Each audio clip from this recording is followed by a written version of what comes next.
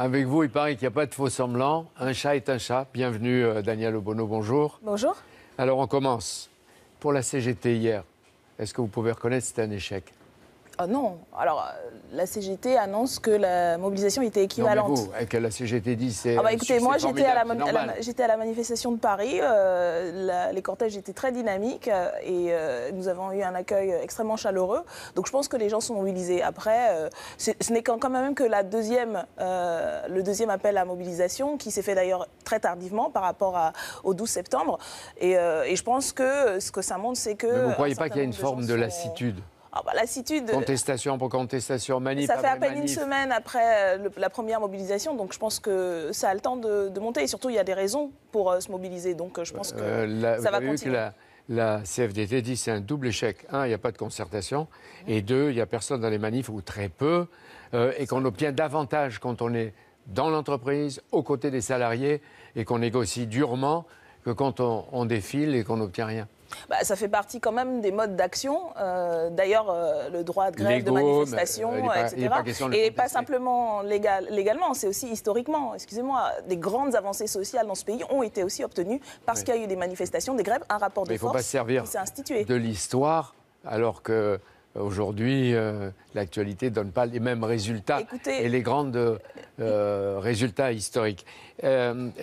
Vous n'êtes pas triste pour Philippe Martinez, parce que vous êtes arrivé, les mélenchonistes, vous étiez là, vous pouviez donner de l'ampleur et de la ferveur à une manif.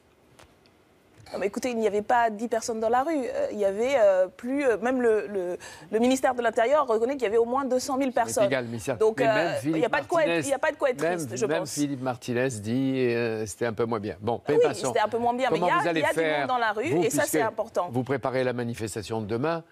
Comment vous allez faire pour que ça déferle dans les rues de Paris? Comment vous vous préparez? Ça fait déjà plusieurs mois que nous nous préparons, puisque cet appel à manifestation a été lancé au cœur de l'été. Il y a eu pendant tout l'été des caravanes qui ont sillonné le pays. Et puis, je pense que depuis la rentrée, un certain nombre de gens qui n'avaient peut-être pas conscience de ce qui se passait à l'Assemblée pendant la session extraordinaire se sont rendus compte de l'impact que ça va avoir et prennent conscience de plus en plus. Donc nous, nous mobilisons sur les marchés, etc. Daniel Obono, une des 17 députés de Jean-Luc Mélenchon. Oui, c'est ça. De la France insoumise. De la France insoumise. Vous êtes plus efficace dans la rue quand vous défilez ou à l'Assemblée? Les deux. Bien sûr que ça va ensemble. Sinon, en tout cas, nous, notre conception de la représentation n'exclut ni l'un ni l'autre. Nous pensons qu'il faut une combinaison des deux parce que l'Assemblée traite des questions de société importantes et donc il faut être dans la société aussi pour en voir l'impact. Le Conseil des ministres va adopter tout à l'heure les 5 ordonnances et on va peut-être donner aussi la date du débat de ratification au Parlement. Et le président de la République va signer, peut-être on le verra les signer lui-même, comme faisait Obama ou Trump. Le Code du travail sera donc réformé. Ah oui, encore une fois, après 2016, après la loi Macron, Rebsamen, El Khomri, à nouveau, on détricote un acquis social fondamental qui protège les salariés. Pourquoi on le détricote ou on le renforce? Écoutez, je pense qu'améliorer le modèle social, c'est le détruire? Écoutez, ça, c'est la présentation qu'en fait le gouvernement. Bien sûr, il n'allait pas dire que c'est la CFDT et Force ouvrière qui le disent. Oui, mais vous remarquerez qu'y compris les syndicats très réformistes ont récemment fait un appel pour dire leur inquiétude par rapport à ces ordonnances. Oui, ils négocient, ils ne défilent pas. Ah oui, mais la CFDT encore. Invité par M. Martinez hier à manifester, il dit pas question, nous, oui, mais vous aurez remarqué on ennuie le gouvernement. Vous aurez remarqué que dans les cortèges, il y avait énormément de syndicalistes de la CFCE, de Force ouvrière, comme quoi je pense que les militants se rendent compte de l'impact grave de cette loi. Obono, est-ce que vous croyez que la réforme va créer des chômeurs? Écoutez, la réforme facilite les licenciements. Je veux dire, il y a deux façons de le voir. Non, franchement, quand vous regardez les ordonnances, il n'y a rien justement sur la facilitation de la relance de l'emploi. Tout est fait pour faciliter les licenciements. Après, c'est une logique générale qui est celle du gouvernement de croire qu'en facilitant les licenciements, on crée un climat favorable. Nous ne le pensons pas. Je ne sais pas si vous avez regardé hier sur CNews l'expert reconnu en dialogue social qui s'appelle Pierre Ferracci. Il prévoyait plusieurs négociations à venir sur différents points pour protéger les salariés. On est passé de la flexibilité et de la souplesse à l'autre aspect, la sécurité des salariés. Et il dit, la formation, 15 milliards en 5 ans, est-ce que pour vous, ce serait d'abord utile? Et c'est bien ça. Ça, c'est ce qu'il faut faire en premier. Pourquoi est-ce qu'on commence par faciliter les licenciements et précariser avant de poser la question de la formation? Oui, mais il y a des priorités. Deuxièmement, pour les entreprises, un bonus-malus. Troisièmement, dit-il, et le plus important, à mon avis aussi, qui se profile, c'est comme en Allemagne et en Scandinavie, des représentants du personnel dans les conseils d'administration des entreprises grandes et petites. Ça, c'est pas mal ou pas? Oui, mais en même temps, vous verrez bien la contradiction une fois qu'on aura vu la réalité de ces annonces, parce que c'est beaucoup d'annonces. En même temps, la loi actuelle, enfin, ce qui est présenté en termes d'ordonnance, crée la fusion des instances de représentation du personnel. Et c'est ça, y compris que l'ensemble des syndicats, aujourd'hui, mettent en avant comme un problème en termes de représentation. On voit qu'on va avoir moins de possibilités de représenter les salariés. On ne peut pas dire qu'on protège mieux quand il y a moins de syndicalistes qui sont en mesure d'alerter dans les CHSCT des graves dangers on les rassemble pour leur donner plus de force. Non, ce n'est pas vrai. C'est dans la division et le morcellement qu'on est le plus fort. La réalité au plus près du terrain, comme aime le dire le gouvernement, c'est que les CHSCT ont besoin de plus de moyens et pas de moins. Et on mélange y compris des instances qui n'ont pas grand-chose à voir, la représentation, la négociation, ce qui ne va pas faciliter, je vous l'affirme, les négociations au plus près du terrain. Dès lundi à l'aube, les routiers CGT et quelques-uns de Force ouvrière vont bloquer les dépôts de carburant dans tout le pays. Est-ce que France Insoumise soutient cette action? Oui, nous soutenons tous les modes d'action des salariés pour faire entendre leurs revendications. Celle-là aussi? Bien sûr, nous avons soutenu l'appel des syndicats pour le 12 pour le 21. Et puis, toutes les formes d'action pour les salariés sont importantes. S'ils le font, je pense qu'ils ont une bonne raison. Ce n'est pas un secteur qui part comme ça du jour au lendemain. Donc, le gouvernement a intérêt à entendre ça. Parce que c'est aussi un secteur crucial. Mais ce n'est pas se tirer une balle dans le pied, ce n'est pas porter atteinte à une croissance qui est en train de revenir. Ben ouais. Et quand vous allez bloquer le pays pendant plusieurs jours, il y a 130 dépôts dans le pays. Plus de la moitié vont être fermés, a dit ici Jérôme Vérité. Et les 8 dépôts pétroliers de l'Île-de-France seront fermés. Il dit en 3 jours, tout le pays sera à sec, les stations-service, etc. Et l'activité économique sera atteinte. D'ailleurs, ça lui fait beaucoup plaisir à Jérôme Vérité. Écoutez, si vous ne l'avez pas écouté hier, écoutez-le. Et la bonne nouvelle, c'est qu'y compris dans un certain nombre de dépôts de carburant, les salariés eux-mêmes des dépôts de carburant vont se mettre en grève à partir de lundi. Et que j'ai compris qu'également dans les raffineries, on va diminuer l'alimentation de ces dépôts de carburant. Donc finalement, la grève est en train de converger. Et ça, c'est une excellente nouvelle. C'est une excellente nouvelle. Désorganiser l'activité économique, c'est une bonne nouvelle? Exercer son droit de grève, qui est un droit démocratique, c'est quelque chose de légitime. Et les droits des citoyens, aller travailler, à circuler, aller à l'école, non?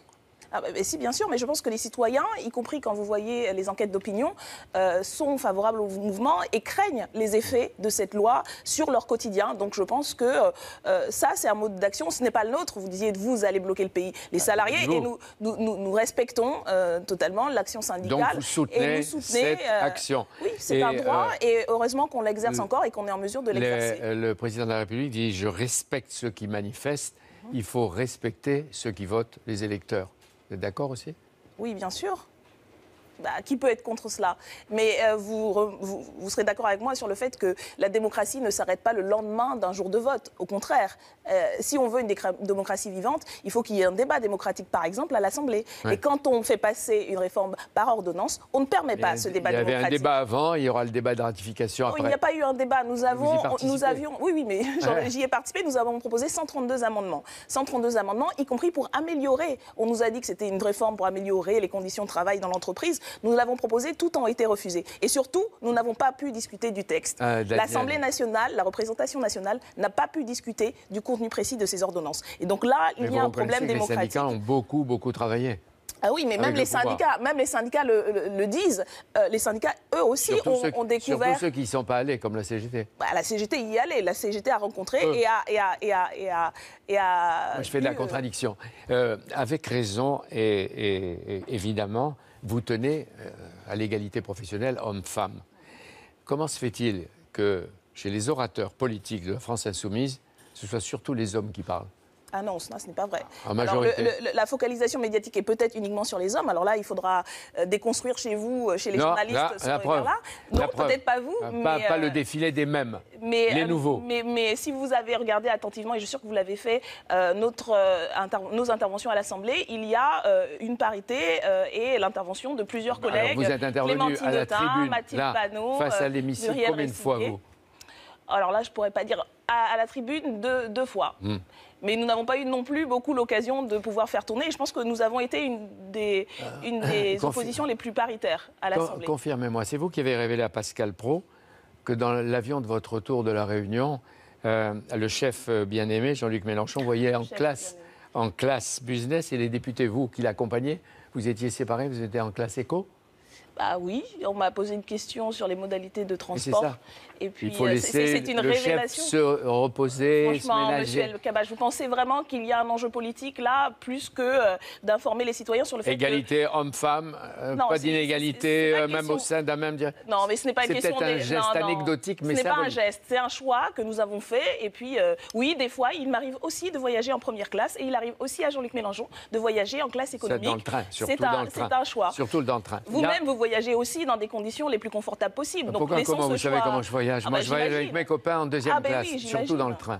Et en gnéco, en général. Un sondage ce matin, Odoxa, Figaro, France Info.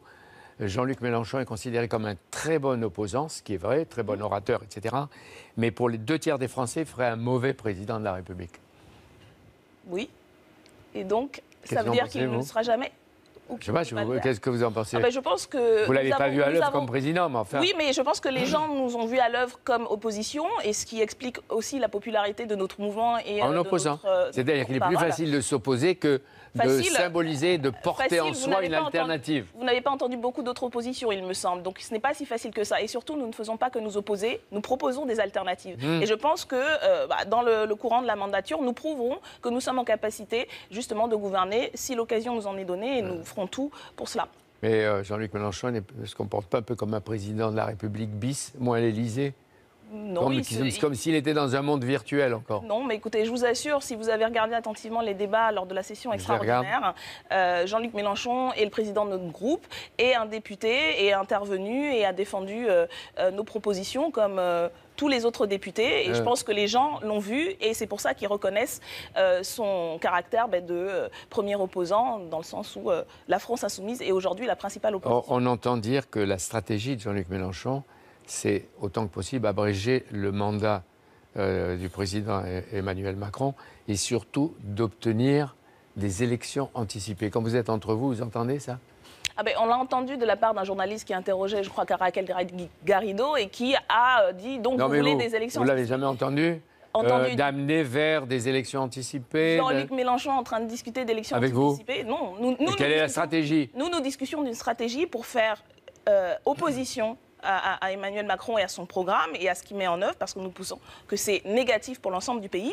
Et nous le disons, nous l'avons dit pendant la campagne et nous continuons à le dire, nous sommes en capacité d'être le recours. Donc voilà, comme toute opposition. Mais pour qu'il y ait un recours, il faut qu'il y ait une situation dramatique.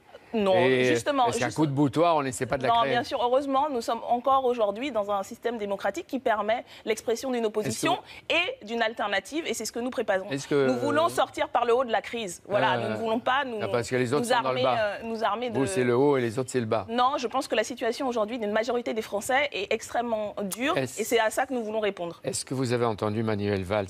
Il récidive, il dénonce le populisme de la France insoumise et il répète, encore hier, que Jean-Luc Mélenchon est un factieux et que c'est un vrai danger pour la démocratie. Qu'est-ce que vous lui répondez? Non, je n'ai pas grand-chose à répondre à M. Valls, dont le bilan aujourd'hui catastrophique a participé d'ailleurs à la défaite de son propre camp, qu'il s'est empressé de quitter. D'ailleurs, on voit aussi le courage politique de cet homme. Non, je pense que là, il s'agit d'une provocation digne des pires trolls des réseaux sociaux. Il n'y a pas de contenu politique. Que répond-il sur ce que nous proposons à l'Assemblée? D'ailleurs, on ne l'a pas beaucoup vu à l'Assemblée, justement, pendant les débats. Que dit-il sur nos propositions d'alternatives en matière d'économie, de relance de l'activité? Rien. Non, ce qu'il se contente de faire, c'est faire le porte-flingue de la majorité qu'il vient de rejoindre, et puis de prouver qu'il peut avoir un rôle, justement, de... Que vous lui déniez. C'est pas moi qui le dénie, c'est qu'il n'a pas eu d'intervention politique dans le cadre où il devait l'avoir, c'est-à-dire l'Assemblée nationale. Donc voilà, il peut maintenant se répandre sur les plateaux pour déverser je ne sais quoi, mais ça n'a pas d'importance politique parce qu'il n'y a pas de contenu politique dans ce qu'il dit. On a une double impression, qu'il y a d'abord un mauvais moment à passer pour les extrémistes et les populismes, de droite comme de gauche, et deuxièmement, c'est dur à dire, mais je fais de la contradiction. Deuxièmement, est-ce que ce n'est pas une mauvaise journée pour votre chef Jean-Luc Mélenchon. Il y a les sondages, il y a la presse qui dit bon, il ne faut pas qu'il ait le monopole de l'opposant, il ne peut pas avoir le monopole et l'exclusivité du peuple. Et d'autre part, sur l'autre aspect, l'autre extrême, vous avez vu qu'il y a une crise au Front National, la crise et la purge. Pour vous, elle vous semble grave ? Mais déjà, permettez-moi de rectifier un peu votre présentation. Nous ne nous considérons pas, et d'ailleurs, je pense que les Français, nous ne nous considérons pas comme un extrême.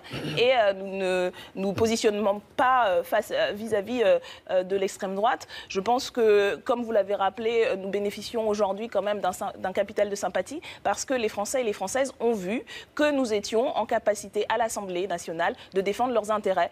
Et je pense que, j'espère que ça se verra dans la mobilisation de demain.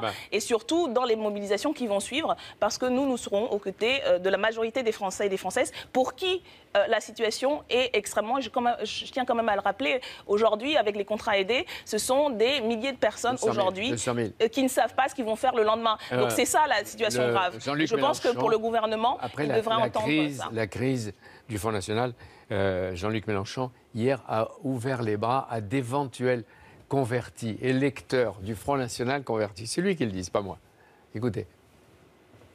Et les gens qui étaient très fâchés, mais pas fachos, je leur dis maintenant, tournez-leur le dos et venez avec nous, parce que nous, on défend les salariés. Est-ce que vous pensez qu'après un stage de blanchiment, Florent Philippot pourrait être un des convertis et on pourrait discuter avec lui, ou alors...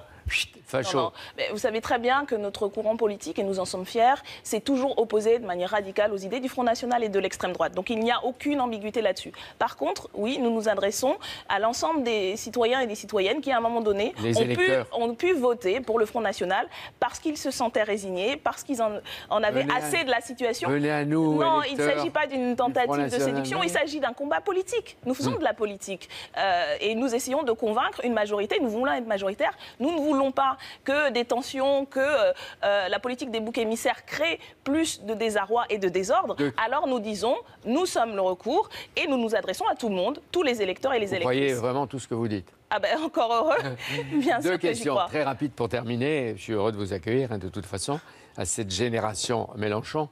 Après-demain, les Allemands vont voter, ils vont choisir un ou une chancelière pour 4 ans. Est-ce que vous êtes Merkel ou Schulz? Ni l'un ni l'autre. Parce que je pense qu'il ne représente aucune alternative. L'AfD de l'extrême droite ou ce qui reste des communistes?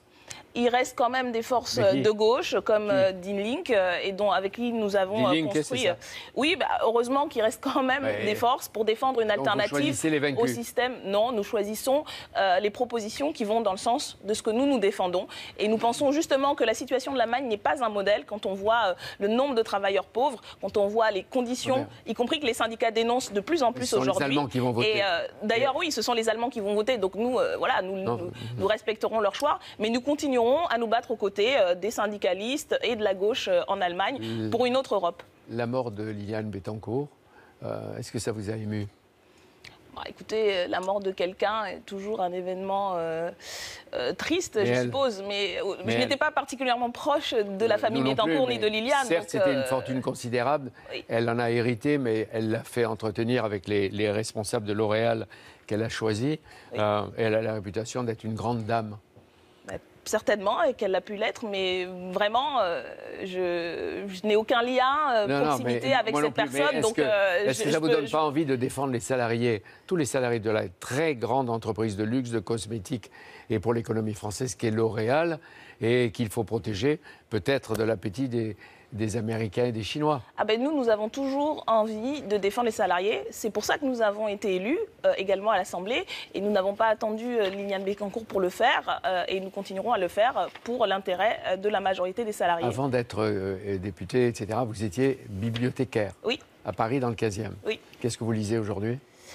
J'ai pas beaucoup le temps de lire. Là, en ce moment, je lis un ouvrage qui s'appelle The Underground Railroad sur... d'un Américain. Oui, voilà, sur...